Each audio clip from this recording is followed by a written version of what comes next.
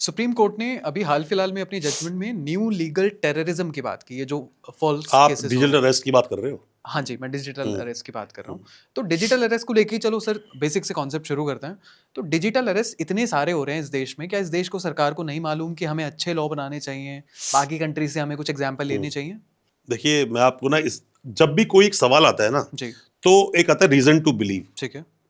कि हम भरोसा कैसे करें कि ऐसा हुआ। जी। ठीक। अब पता है अभी हो क्या रहा है अपने देश में, जो कैशलेस भारत की जो स्कीम चली थी ना, ये कैशलेस हुआ और बहुत सारे लोग, बहुत बड़ा परसेंटेज है कि लोग कैश यूज नहीं कर रहे हैं। कैश यूज नहीं मैं पूरे दिन में कैश यूज नहीं कर पाता हूं, सब कुछ ऑनलाइन चल रहा है। क्यूआर। जितना ज्यादा मतलब टेक्नोलॉजीज एडवांस हुई, जी। उतना ज्यादा साइबर फ्रॉड बढ़ता चला गया और उतना ज्यादा पकड़ता भी चला गया। जी। आज की डेट में क्या होता है, किसी ने डिजिटल अरेस्ट किया, देखो डिजिटल अरेस्ट ये जब तक तो ठीक था, जब किसी को बोला गया थोड़ा बहुत हो गया। जब आपने सीनियर सिटीजन्स को करना शुरू कर दिया, एग्जैक्टली। रिटायरमेंट का पैसा है उनके पास, उनकी जिंदगी जीने का बस वही एक जरिया है, डिजिटल अरेस्ट कर लिया, बोला कि नहीं तुम्हारे बच्चे को वहां पे हमने पकड़ा हुआ है, उसके पास से कुछ भी एनडीपीएस के कोई कॉन्ट्राबैंड मिला है, आपकी लड़की वहां पर हमने पकड़ा है, आपका पैसा आपके पास आया है, हमें ये इंफॉर्मेशन मिली है, रिश्वत का पैसा था। ये बहुत तरह से डिजिटल अरेस्ट हो सकते हैं कि अब आप कस्टडी में रहोगे, और रख लेते हैं वो लोग। रख लेते हैं। ये क्यों हो रहा है? देखो मेरी बात समझ रही, हो क्यों रहा है? सवाल ये है लोगों के पास अवेयरनेस नहीं है। अवेयरनेस नहीं है। अगर उन्हीं लोगों को ये पता होता कि मुझे अभी देखो खुद ही रूल बनकर खुद ही टूट जाते हैं, तो रूल को उतना स्ट्रिक्टली एग्जीक्यूट नहीं किया जाता है। आपने रूल दिया कि अप टू 7 इयर्स के जितने भी पनिशमेंट के अपराध होंगे, पुलिस उसमें नोटिस देगी।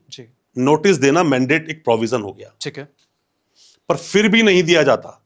उसके ऊपर 35 BNSS या 41 CRPC पुलिस की पावर के बारे में बात करता है वो, ठीक है। तो उसमें बोलता है कि अगर हम इस इंसान को अभी अरेस्ट ना करें तो देश छोड़ के भाग जाएगा या हमारी रेंज से दूर भाग जाएगा, गवाह को धमका सकता है, एविडेंस के साथ छेड़छाड़ कर सकता है, ठीक है। इन चीजों का हवाला देकर पुलिस अरेस्ट कर लेती है। ऐसे में अगर ये एब्सोल्यूट बन जाए ना कि नहीं कर सकते अरेस्ट, और ये बताएं उसके डेली प्रमोशन हो, अब तो खैर प्रमोशन भी हो रहा है, पर वो भी प्रमोशन आधा अधूरा है ना। ओटीपी आया तो ओटीपी शेयर ना करें। हाँ, आई डोंट थिंक वो वैलिड है। वैलिड नहीं है बिल्कुल भी। ये तो कुछ इस तरह से हुआ जो अभी मैं थोड़ी पहले केचप देख रहा था कि प्योर टमाटो का बना हुआ है वो केचप, बट टमाटोस में है ही नहीं। टमाटोस में है ही नहीं। तो बात यह है कि आप किसी को, असत्य से ज्यादा हानिकारक अर्धसत्य है। बिल्कुल। उस अर्धसत्य को पता लोग कैसे चले कि अर्धसत्य है।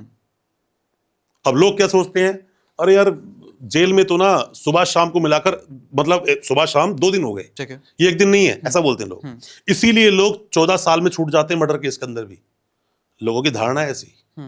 लोग क्या सोचते हैं, कुछ भी अपराध कर दूंगा, अरे छूट जाऊंगा 2-3 महीने में। ये हमारे देश में कॉमन इंटेंशन लोगों की बन चुकी है, ऐसी धारणा है, सोच है। इंटेंशनली वो अपराध कर देते हैं, ठीक है, कि 2 महीने छूट जाऊंगा मैं, पर ऐसा है नहीं। ये अधूरा सत्य है। जब वो बंदा पकड़ा जाता है, जब बेल नहीं हो रही होती है। आज की डेट में देखा जाए तो जो साइबर फ्रॉड है ना, ऐसे में बेल लोगों की कम हो रही है, क्योंकि सब लोग अवेयर हैं। जब एक महामारी फैलती है ना, जब शुरू होती है, लोग सोचते हैं बीमारी छोटी मोटी है, हो जाएगा ठीक, कोरोना की तरह। जब वो महामारी बन जाती है, लोग समझ आते हैं नहीं भाई करना पड़ेगा कुछ। ये साइबर फ्रॉड महामारी है।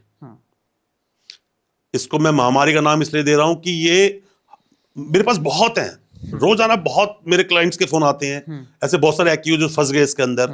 अब यहां पे दोनों बातें आती हैं। कोरोना एक जो डायरेक्ट वायरस लगा, एक कोरोना जो उसके थ्रू वायरस कहेंगे। अब यहां पर ये थ्रू किसकी बात कर रहा हूं, ठीक है। अब ये 2 लोग हुए, मान लीजिए एक एक्स नाम के बंदे ने एक बंदे को कॉल लगाया, ठीक है, और उसको बोला हमारे पास एक स्कीम है सीनियर सिटीजन्स के लिए, आप इतना पैसा लगाओगे, इतना पैसा मिलेगा, ये इन्वेस्टमेंट है, आप एक बार ट्राई करने के लिए 10,000 डाल के देख लीजिए, ठीक है।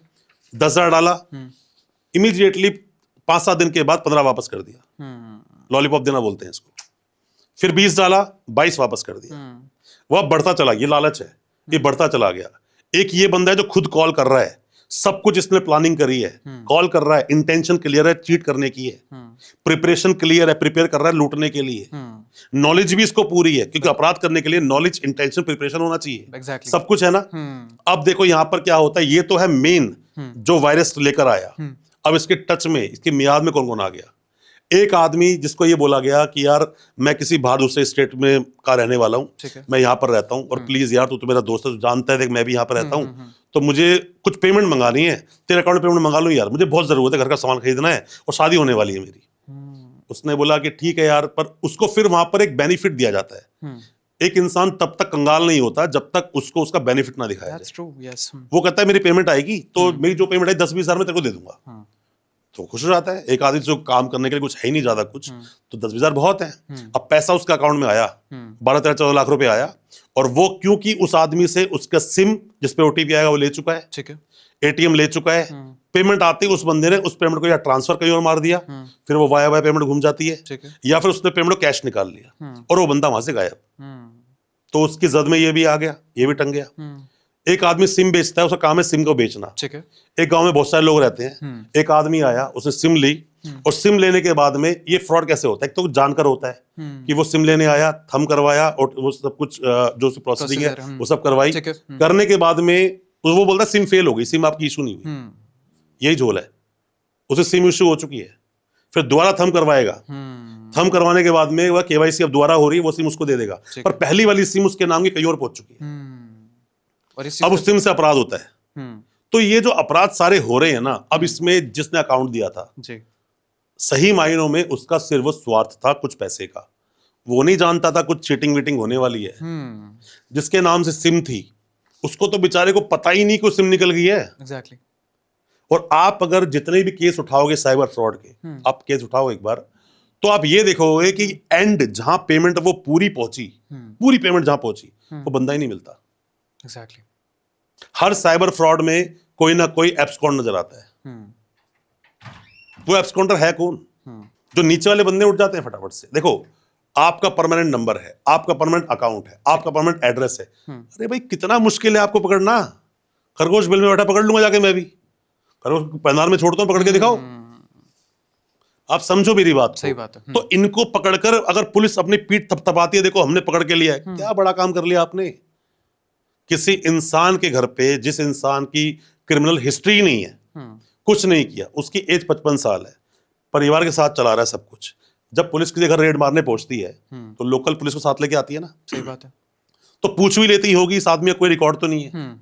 उसके घर पे 4 बजे रेड मारने का क्या मतलब बनता है? कोई लॉजिक नहीं। अरे वो नहीं भागेगा भाई, क्योंकि उसका कोई आपराधिक कुछ है नहीं, इतिहास नहीं है। रेड मार के उसको दिखाते हैं अपनी कि हमने किस सबसे बड़ा काम किया, ताकि मीडिया को दिखा सकें। नहीं देखो, मीडिया पे तो आती है, मीडिया ट्रायल भी चलते हैं, हम करेंगे उसके बारे में बात। हाँ, पर मीडिया ट्रायल कोई फर्क पड़ता नहीं है हालांकि किसी भी ट्रायल में।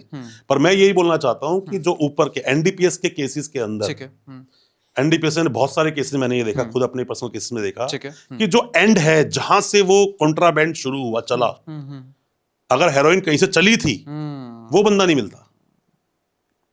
जो पेडलर है वो मिल जाएगा, कंज्यूमर मिल जाएगा, पर वो बंदा नहीं मिलता।